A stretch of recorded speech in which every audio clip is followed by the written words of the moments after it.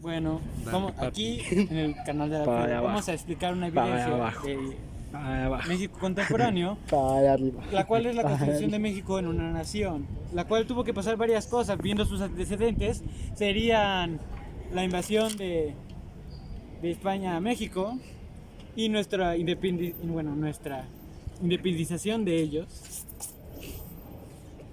Y pues estos nos robaron mucho material. Luego hubo un partido que quería poner un nuevo monarca, el cual puso a Maximiliano, y viendo todos estos antecedentes nos regresamos aquí con el inicio de la caída del nuevo imperio de Maximiliano, siendo fusilado. Después de ello, Benito Juárez llega al poder. Se funda la Escuela Nacional Preparatoria.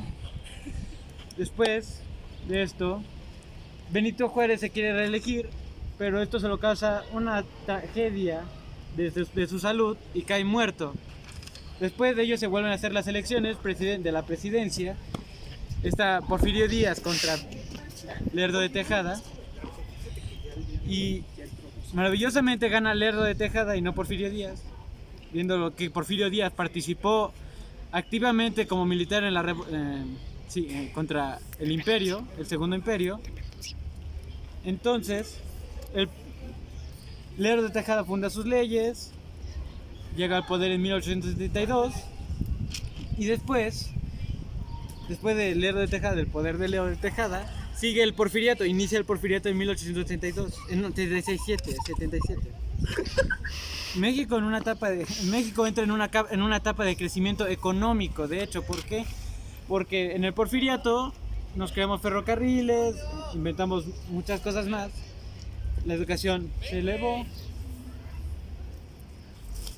y por eso crecimos económicamente, pero ahí llegó, después de una etapa de porfiriato, dejó de crecer y entramos en una crisis. Pues de hecho, ya en el porfiriato no se prestaba atención a la gente mexicana, sino al comercio de los demás países. Se le ofrecían más beneficios a la gente de otros países que eran empresarios que a la propia gente mexicana que era trabajadora de esos lugares, de hecho. Y después seguimos con la revolución de Francisco y Madero, el cual estaba de desacuerdo porque en el porfiriato se empezaron a quitar tierras que no se utilizaban y a dar a personas de otros países que eran empresarios. Y ya que se la empezaron a quitar, Francisco y Madero juntó a la minoría, de hecho, que eran trabajadores, y les dijo lo que les faltaba para que fueran a protestar contra Porfirio Díaz y así se pudiera hacer lo de la revolución de México. De hecho, también había huelgas de trabajadores que eran Río Cananea y otro más, que no me acuerdo, pero era Río Cananea y otro más. Entonces, con lo que seguimos después de esto, sería Francisco y Madero se funda también un partido de antirreelección contra Porfirio Díaz. Después de esto, la revolución, Porfirio Díaz huye a Europa. Francisco Madero hace sus nuevas elecciones y él gana la tercera presidencia de México. Después de ello,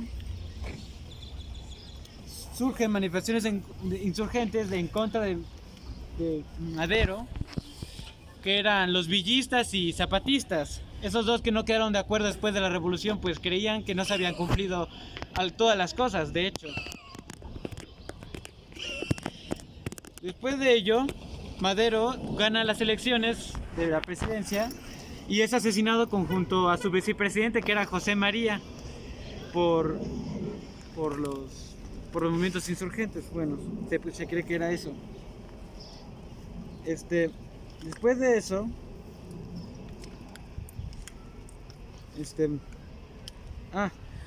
Victoriano Huerta, que era un general de esa época también, asume la presidencia, la cual también, igual que Porfirio Díaz, la asume como una dictadura.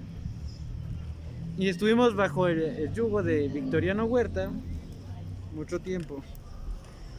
Después de todo ello, se crea un plan que es el de Agua Prieta, que lo hizo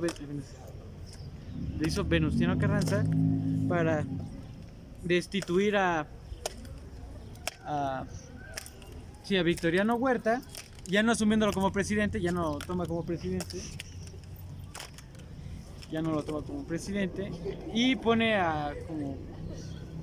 como a cargo a su líder de generación Máximo, y así se podría decir que fue las cosas de esto después de que Venustiano Carranza hizo el golpe de estado. También que a Carranza también le hicieron lo mismo con Obregón lo destituyó, y así se podría decir que fue la constitución de México a la nación final. Perfecto.